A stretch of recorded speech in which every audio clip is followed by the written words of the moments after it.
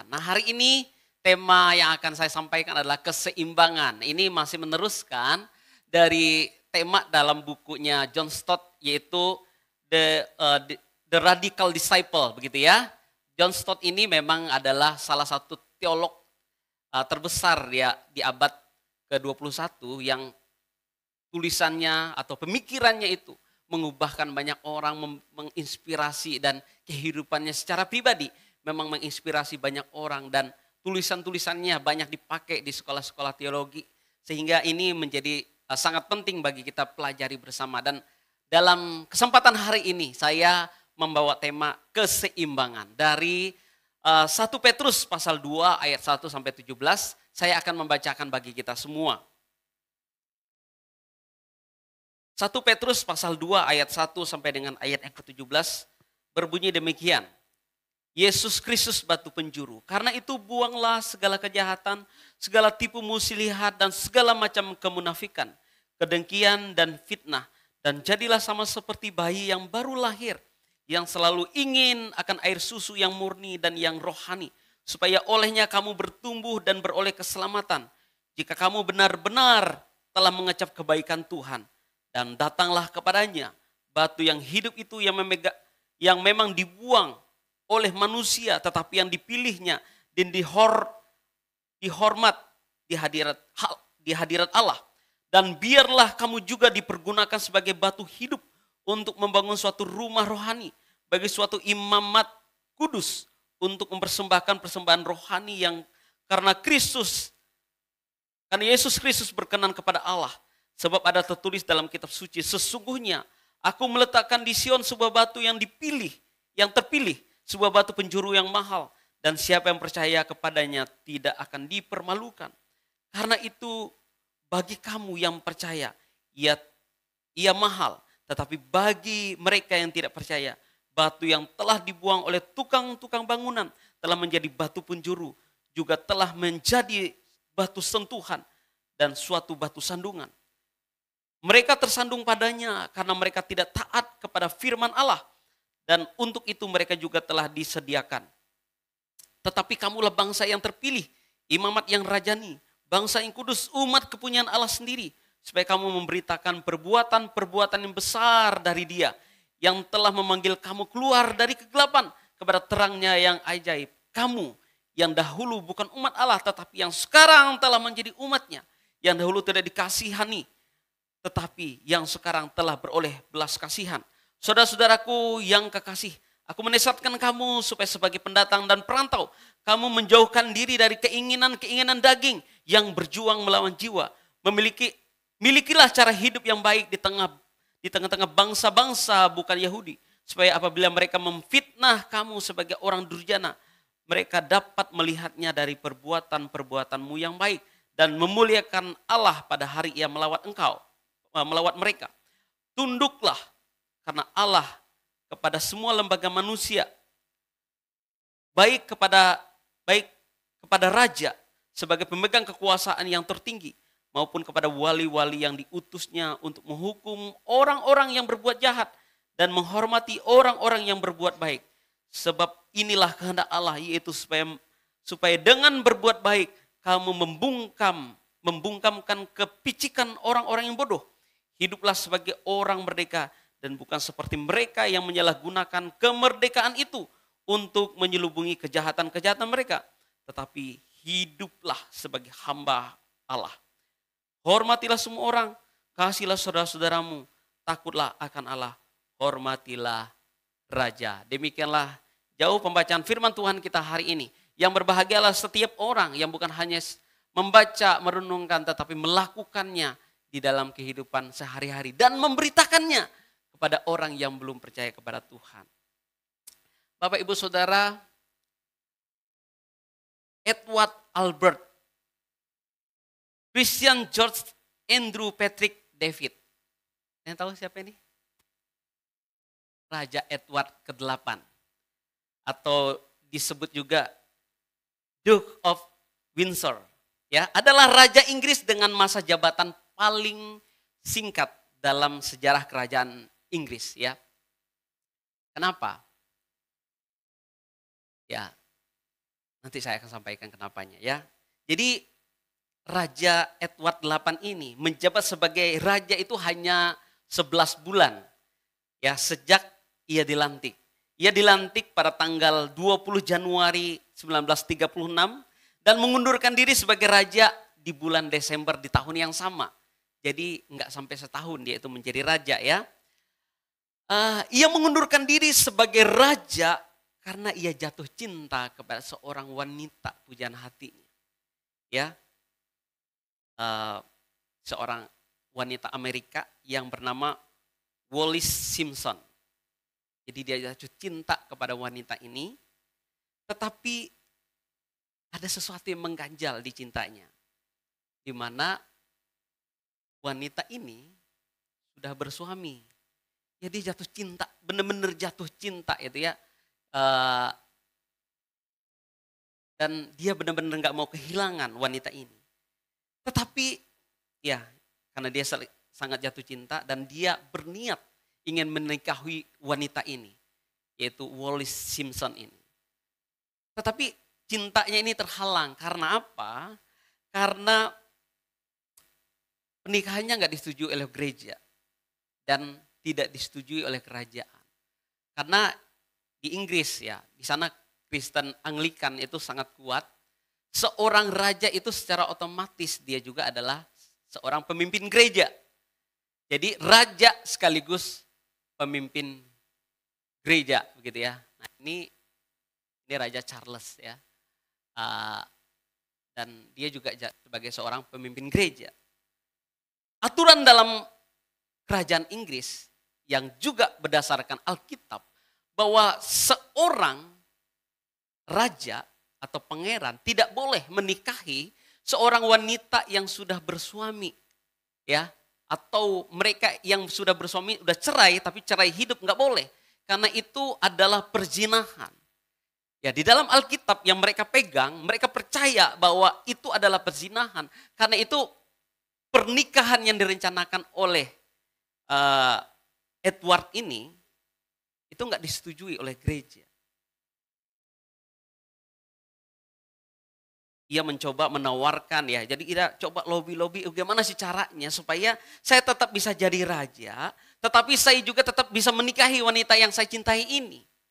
Dia coba tawarkan, oke begini, kalau saya menikahi wanita ini tetapi, dan itu memang ada aturannya begitu ya, di sana itu sebenarnya ada, tetapi nggak diambil juga opsi itu, nggak boleh juga. Jadi ketika dia bilang saya mau menikah wanita ini tetapi nanti dia nggak bisa jadi ratu sehingga dia nggak bisa naik tahta. Atau keturunan dari hasil hubungan saya dengan istri saya ini nggak boleh naik tahta juga. Bagaimana kalau dengan saran yang seperti ini? Nggak disetujui juga. Akhirnya dia memutuskan, oke kalau nggak ada jalan keluar, saya mengundurkan diri sebagai raja supaya saya tetap menikahi wanita yang saya cintai ini. Sweet gak? Sweet banget ya. Aduh, demi pujaan hati ya. Demi pujaan hatinya dia rela melepaskan jabatan tertinggi di Inggris. Dan itu sangat terhormat. Bahkan kerajaan Inggris ini benar-benar terhormat di banyak ya negara. Karena mereka ini adalah bangsa yang besar, bangsa yang menjajah banyak negara begitu ya. Jadi untuk diketahui Bapak Ibu Saudara, Raja Edward ke-8 ini adalah raja yang sebenarnya suka gonta-ganti pasangan. Jadi dia sejak muda itu dia itu agak susah diatur ya, agak susah diatur, agak susah dikasih tahu, nggak boleh begini dan itu. Tapi dia agak susah dikasih tahu. Nah suatu kali Bapak Ibu Saudara, setelah dia udah turun jabatan dan dalam sebuah dokumenter begitu ya, sebuah film dokumenter menayangkan kutipan atau cerita dari Raja Edward ini ketika dia masih muda. Dia bilang begini, ayah saya Raja George V adalah seorang pendisiplin yang ketat. Beberapa kali ketika saya melakukan kesalahan, ia menegur saya dengan mengatakan, anakku, engkau harus selalu ingat siapa engkau. Anakku, engkau harus selalu ingat siapa engkau. Jadi ayahnya ini selalu ingin ngingatin karena dia ini ya dalam tanda kutip nakal gitu, susah diatur, susah dikasih tahu. Dia diingatkan oleh ayahnya yang sangat disiplin. Berkata, anakku, engkau harus ingat siapa engkau. Engkau bukan orang biasa. Engkau adalah seorang pangeran yang ditakdirkan bagi kerajaan. Engkau adalah calon raja untuk bangsa ini. Engkau harus bersikap tepat dan tidak boleh berlaku sembarang. Mungkin kita berpikir ya jadi raja itu enak ya. Jadi pangeran kerajaan itu enak. Saya bisa melakukan apa saja yang saya mau. Tuh saya adalah orang yang berkuasa di negeri itu. Tetapi ternyata enggak. Menjadi anggota kerajaan atau jadi raja itu ada aturannya. Banyak aturannya bahkan untuk jadi presiden gitu ya. Raja itu beda sekali perlakuannya. Presiden sedikit lebih kurang ketat ya. Kalau raja itu jauh lebih ketat. Aturan-aturan kalau kerajaan itu lebih ketat. Ya presiden aja misalnya di Indonesia. Mereka itu nggak bisa sembarangan mau pergi kemana yang mereka mau. Nggak bisa. Saya mau pergi ke mall tiba-tiba mau pergi ke mall sendiri nggak bisa. Pasti akan ada pengawal yang menjaga, yang melindungi. Untuk memastikan bahwa mereka itu aman dan terlindungi. Nah anggota kerajaan tuh gitu. Mereka nggak bisa berlaku sembarang yang mereka mau. Berpakaian seperti yang mereka inginkan nggak bisa. Ada aturan-aturan yang harus kita buat. Oleh karena itu ada anggota kerajaan Inggris yang saat ini ya putra mahkotanya mengundurkan diri dari anggota kerajaan. Karena mungkin nggak cocok dengan aturan-aturan kerajaan yang bagi mereka ini terlalu ketat dan lain sebagainya. Jadi pertanyaan bagi kita semua kalau kita mengacu pada kalimat ini. Siapakah kita? Siapa kita ini? Kalau tadi Raja Edward itu diingatkan, anakku, engkau harus selalu ingat siapakah engkau. Pertanyaan bagi kita, siapa kita? Nah ini bukan pertanyaan yang sekedar tentang identitas, nama, ya, atau tanggal lahir dari keluarga siapa, bukan. Ini pertanyaan yang lebih dalam. Siapa kita? Status kita hidup di dunia ini. Siapa kita di hadapan Tuhan? Siapa kita di hadapan atau di sekeliling orang yang ada di sekitar kita? Kita akan melihat jawabannya dalam 1 Petrus yang kita baca tadi satu persatu. Yang pertama dikatakan di ayat yang kedua. Coba kita lihat lagi. Jadi kalau Bapak Ibu menggunakan gadget, pakailah untuk melihat ayat Alkitab yang kita baca hari ini. Dikatakan di ayat kedua, dan jadilah sama seperti bayi yang baru lahir yang selalu ingin akan air susu yang murni dan yang rohani supaya olehnya kamu bertumbuh dan beroleh keselamatan. Ya, kita mungkin sering ya beberapa kali kita mendengarkan, kita ini udah dewasa secara rohani atau kita harus dewasa secara rohani. Kita jangan jadi bayi-bayi rohani lagi. Nah, tapi hari ini kita diingatkan tentang bayi. Bapak Ibu Saudara, alasan Petrus menyamakan para pembacanya dengan bayi yang baru lahir adalah karena mereka telah lahir baru. Kalau kita baca pasal 1 ayat 23, saya bacakan bagi kita semua. Karena kamu telah dilahirkan kembali bukan dari benih yang fana, tetapi dari benih yang tidak fana. Oleh firman Allah yang hidup dan yang kekal. Jadi dikatakan karena kamu telah dilahirkan kembali, karena baru dilahirkan. Yaitu seperti bayi. Bayi itu ya, definisi bayi itu adalah seorang anak yang baru dilahirkan. Itu definisi bayi. Nah, apa yang dimaksudkan dengan bayi yang baru lahir di dalam bagian ini? Kurang tepat kalau kita mengatakan adalah lahir baru itu adalah saya dibaptis. Kurang tepat. Bukan salah, tapi kurang tepat Bapak Ibu Saudara. Baptisan tidak sama dengan lahir baru. Baptisan adalah sakramen dan dramatisasi. Ya ini bahasanya dari John Stott ya. Saya kutip bahasanya dari John Stott sendiri. Dramatisasi dari kelahiran baru. Baptisan adalah simbol atau tanda. Kelahiran baru adalah penyatuan antara manusia dengan Kristus. Di dalamnya kehidupan yang baru. Orang yang telah dilahir barukan itu memiliki persekutuan yang intim bersama dengan Kristus. Mereka dikenal dan dikasihi Allah. Iman di dalam Yesus Kristus menghasilkan kelahiran baru dan pertobatan. Itulah arti kelahiran baru. Jadi di dalam kelahiran baru itu ada penyatuan antara manusia dengan Kristus. Jadi kita tidak boleh merancukkan antara simbol dengan realitas atau tanda dengan makna sebenarnya. Baptisan itu adalah tanda atau simbol seorang yang sudah dilahir barukan. Sebagai komitmen, sebagai tanda dia sudah lahir baru kepada Tuhan. Tapi itu bukan arti dari lahir baru itu sendiri. Jadi jangan kita pikir, kamu sudah lahir baru, sudah. Kapan? Waktu saya dibaptis. Ya, itu tidak sama ya. Tidak sama. Itu adalah simbol kelahiran baru. Menjadi murid Yesus tidak secara otomatis membuat pemahaman atau karakter kita seperti seorang yang sudah dewasa secara kerohanian. Bertumbuh secara bertahap mulai dari seperti seorang bayi. Ya, yang baru lahirnya senantiasa membutuhkan pertumbuhan supaya kuat dan tidak sakit-sakitan secara kerohanian.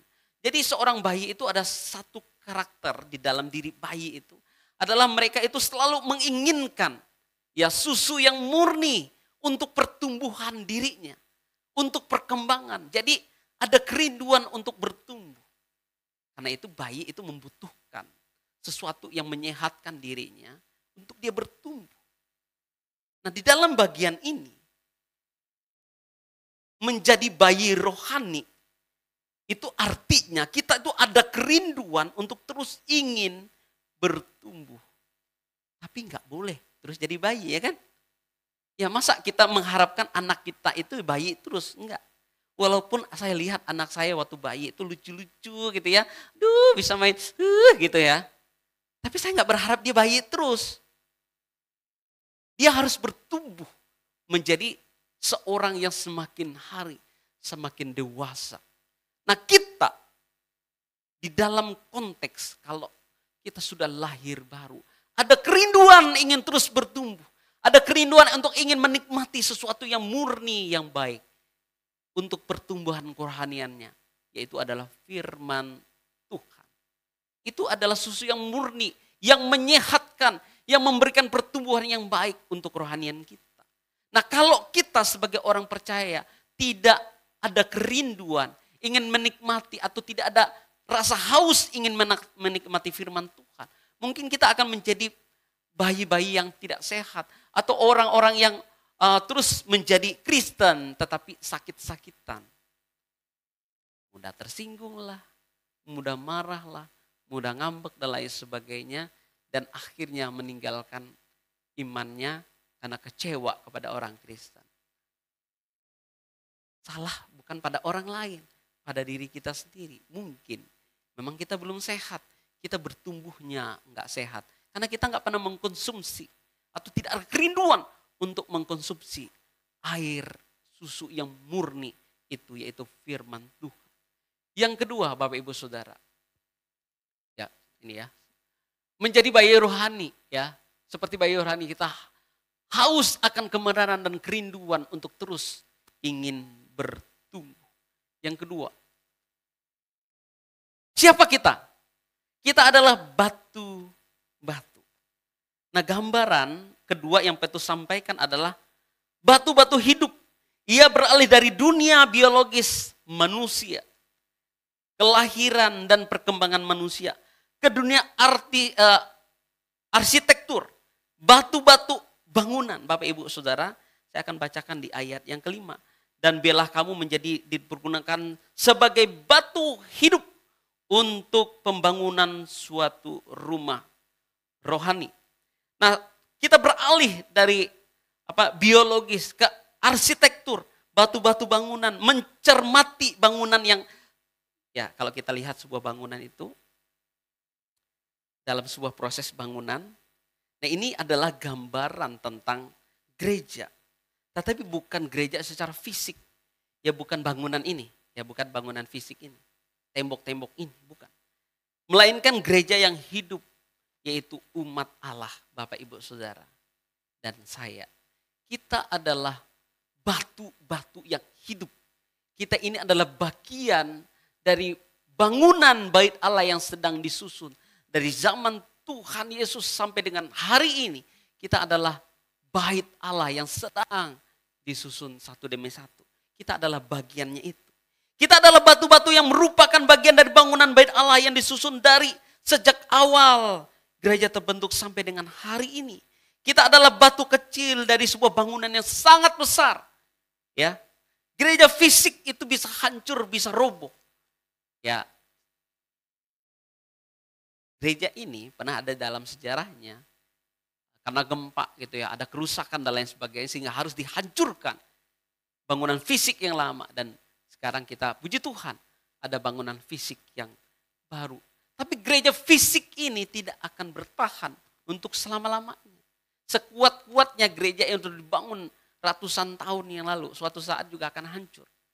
Atau ribuan tahun yang lalu akan hancur. Tetapi yang dimaksudkan di sini adalah bait-bait atau batu dari bait Allah yang hidup. Jadi manusia itu jauh lebih penting daripada gedung ini. Gedung ini menjadi tidak ada artinya kalau tidak ada Bapak Ibu Saudara di sini. Amin. Bapak Ibu Saudara jauh lebih penting daripada bangunan ini. Karena itu kita lebih harus memperhatikan manusia daripada gedungnya sendiri atau bangunan. Untuk apa kita punya tempat yang indah seperti ini kalau tempat ini kosong, tidak ada umat Tuhan? Coba bayangkan Bapak Ibu Saudara sebuah bangunan. Setiap bangunan itu ya direkatkan dengan batu-batu lain, menjadi bagian seluruh bangunan. Tidak ada satupun batu yang boleh terpisah atau menggantung. Saya maunya sendiri ya, batunya sendiri. Tidak tergabung dengan yang lain, nggak bisa. Batu itu menjadi satu kesatuan yang terus direkatkan satu dengan yang lain. Sehingga menjadi satu bangunan yang kokoh, yang kuat.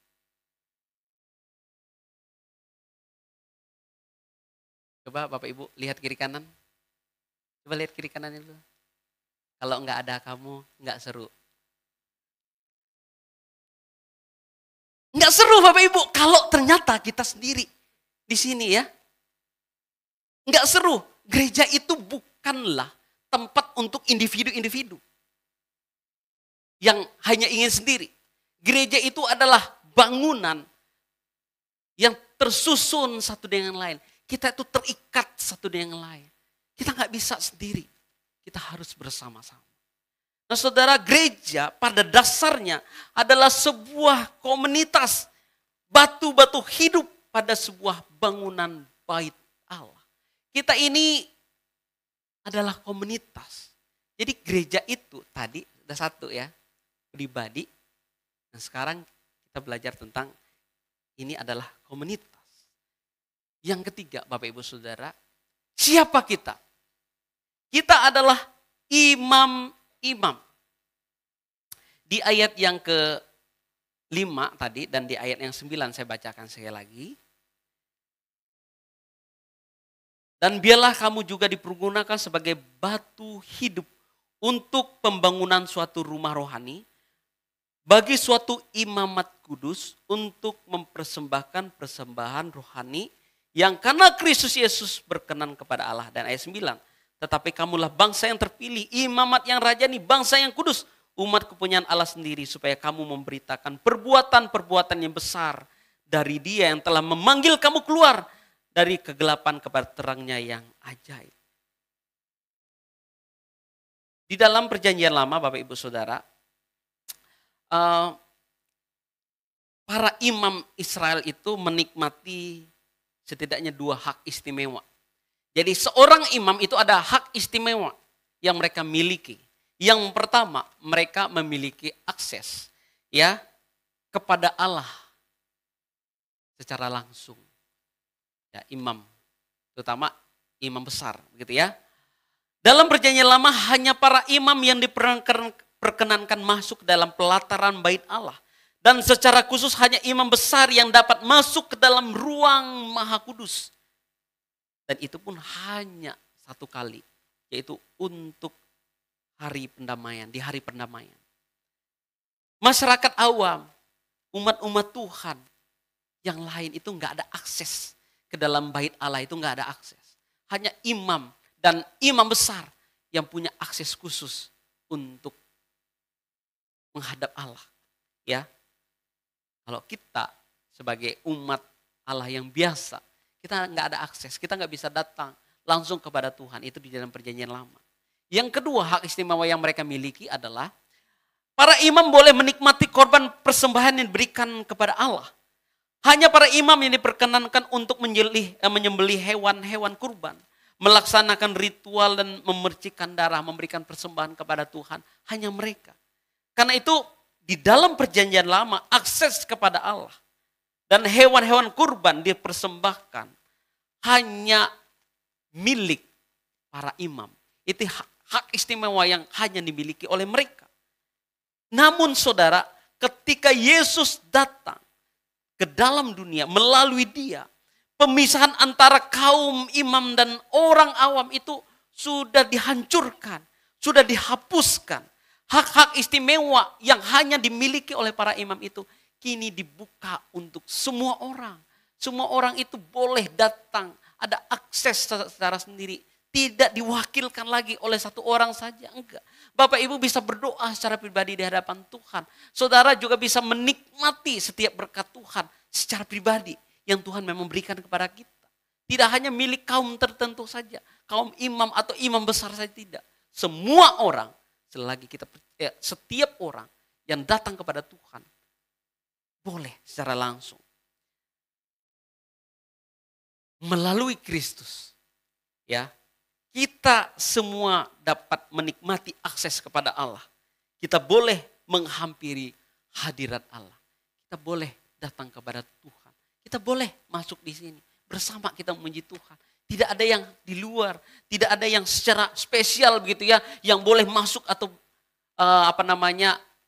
menginjakkan kaki di ruangan ini. Tidak, semua orang boleh datang di hadirat Allah. Nah Bapak Ibu Saudara, ini bagian yang ketiga. Kita ini adalah imam-imam. Artinya kita memiliki akses untuk datang kepada Tuhan. Tidak harus diwakilkan. Yang keempat, siapa kita? Kita ini adalah umat Allah. Ya, di ayat 9 dikatakan. Tetapi kamulah bangsa yang terpilih, imamat yang rajani, bangsa yang kudus, umat kepunyaan Allah sendiri. Supaya memberitakan perbuatan-perbuatan yang besar dari dia. Di sini Petrus menyamakan gereja itu dengan bangsa atau umat Bapak Ibu Saudara ya. Yaitu umat kepunyaan Allah sendiri. Petrus ini adalah orang Yahudi. Dan dia tahu bahwa orang Yahudi atau orang Israel itu adalah bangsa yang secara spesial dipilih oleh Allah. Ya, mereka adalah umat pilihan Allah.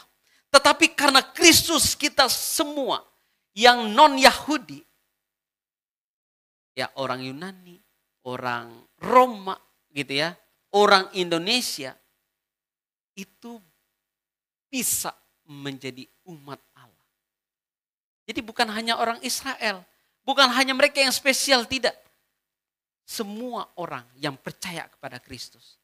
Kita ini adalah umat Allah. Ya. Karena Kristus, kita semua orang percaya disebut sebagai bangsa terpilih, imamat yang rajani, bangsa yang kudus, dan umat kepunyaan Allah sendiri. Kalau kita, ya, kalau kita yang dulu bukan umat pilihan Allah, tapi sekarang dipilih untuk menjadi umatnya. Apakah kita akan menyimpan berkat ini hanya untuk diri kita sendiri?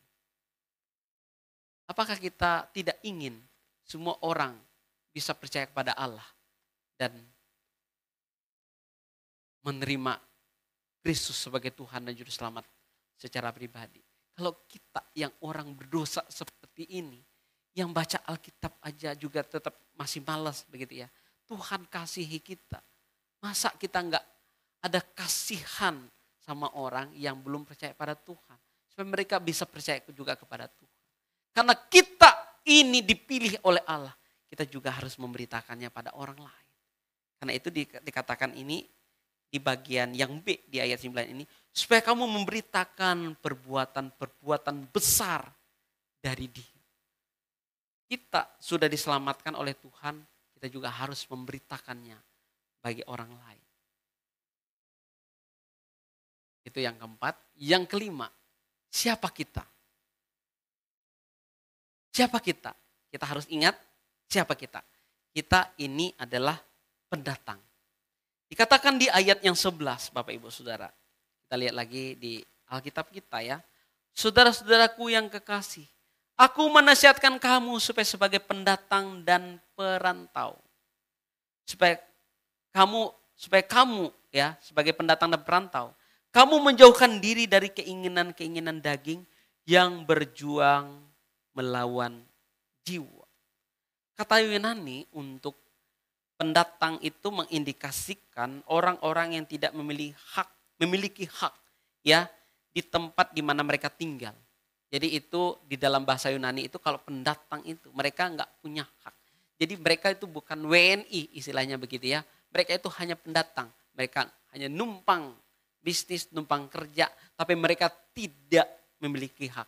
Mereka bukan warga negara Indonesia, kira-kira demikian ya.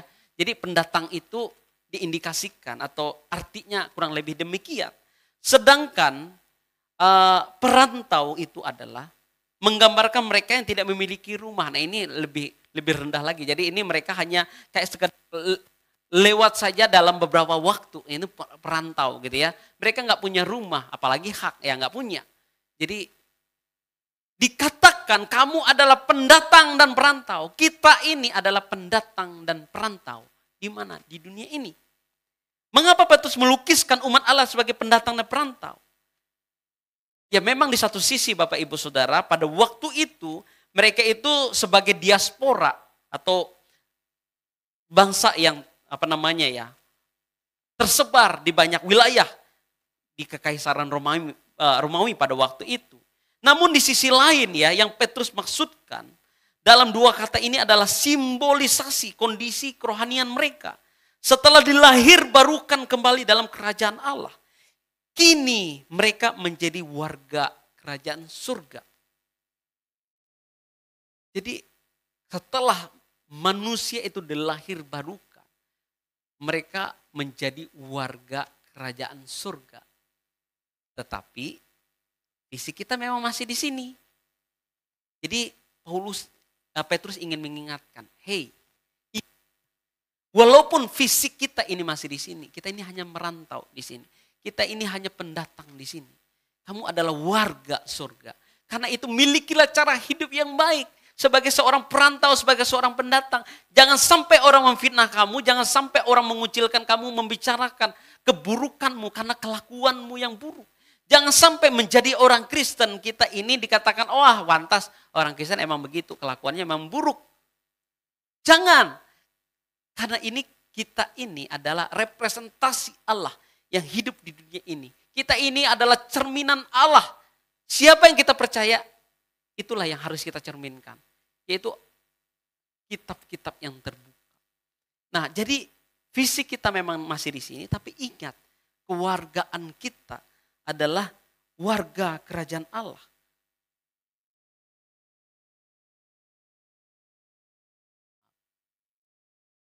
Kewargaan mereka adalah kewargaan surga, tetapi kita masih tinggal di bumi sebagai perantau dan pendatang. Karena itu kita harus tahu diri. Ingat tadi kata-kata Raja George itu kepada anaknya, kamu harus tahu siapa kamu. Kamu gak boleh berlaku sembarangan. Kamu gak boleh melakukan sesuatu hanya berdasarkan keinginan hatimu saja.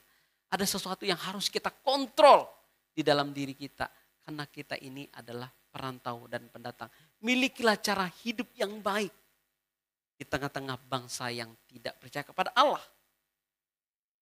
Supaya tidak ada kesempatan bagi orang untuk memfitnah kita.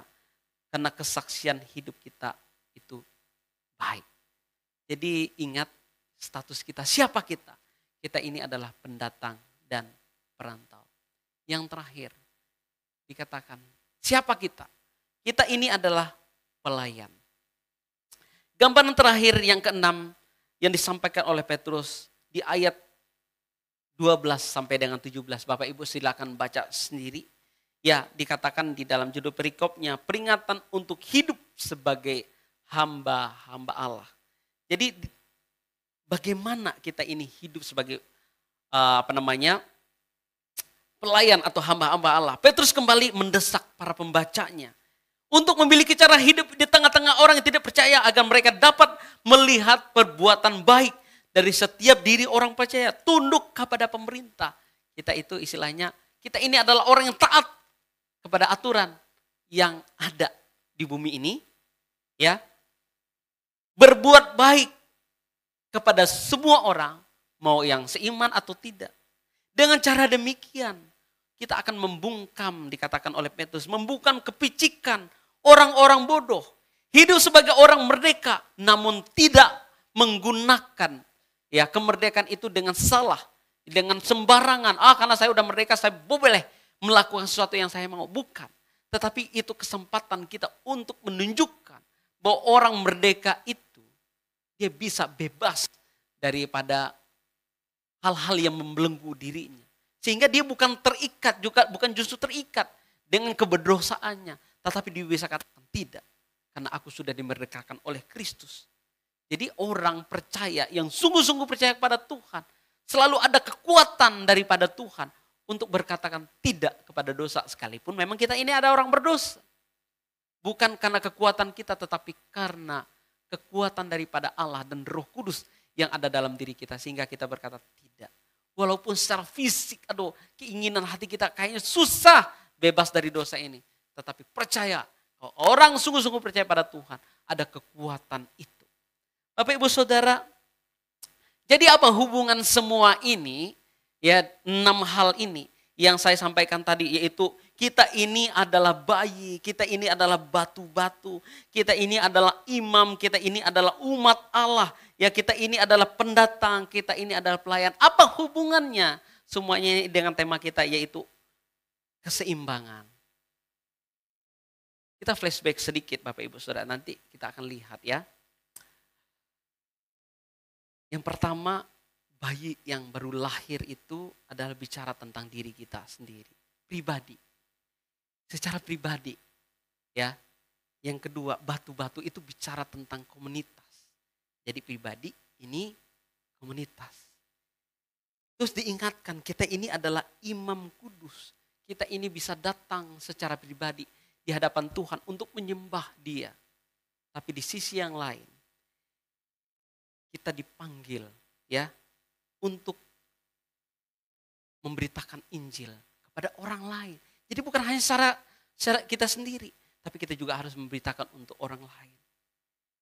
Yang berikutnya kita diingatkan sebagai perantau.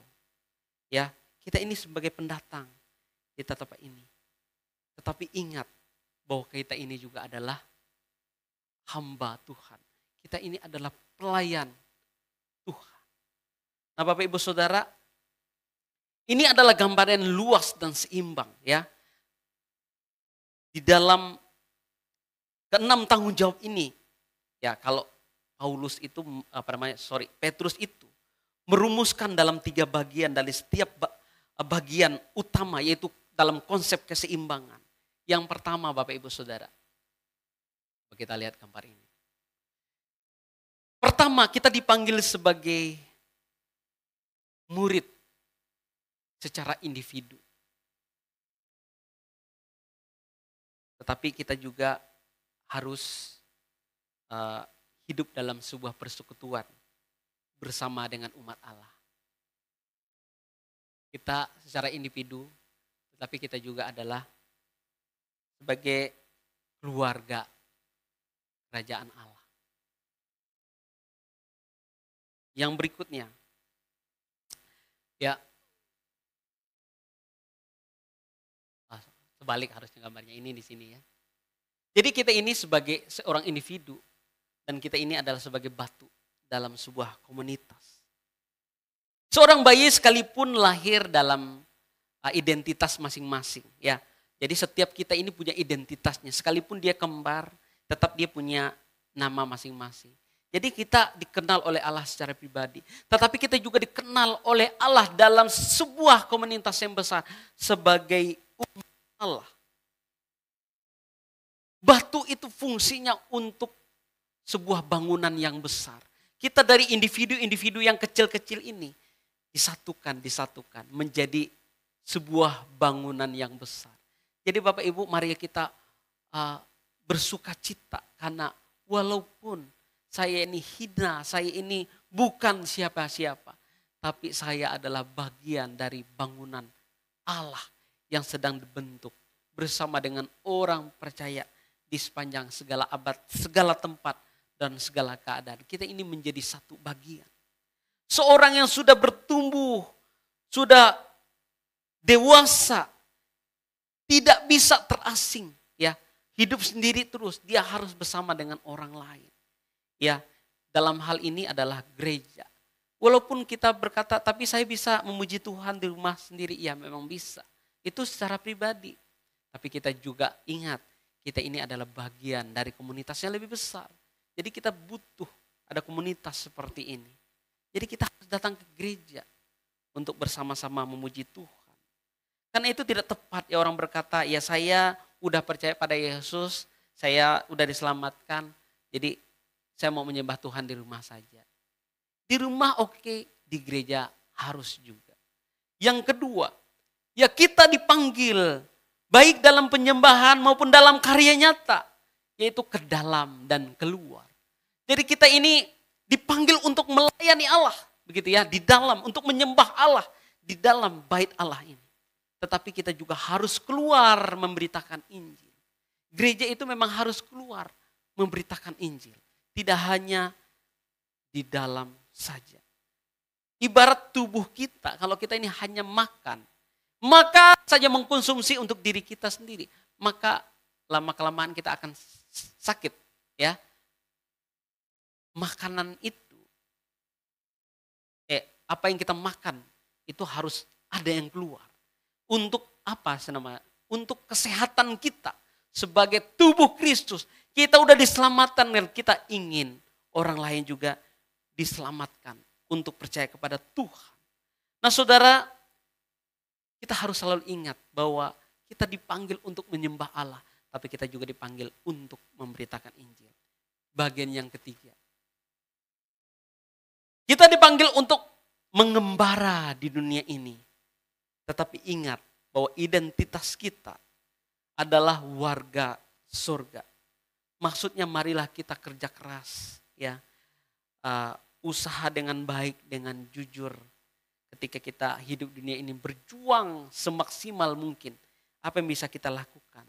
Tapi ingat, kita tidak selamanya hidup di dunia ini.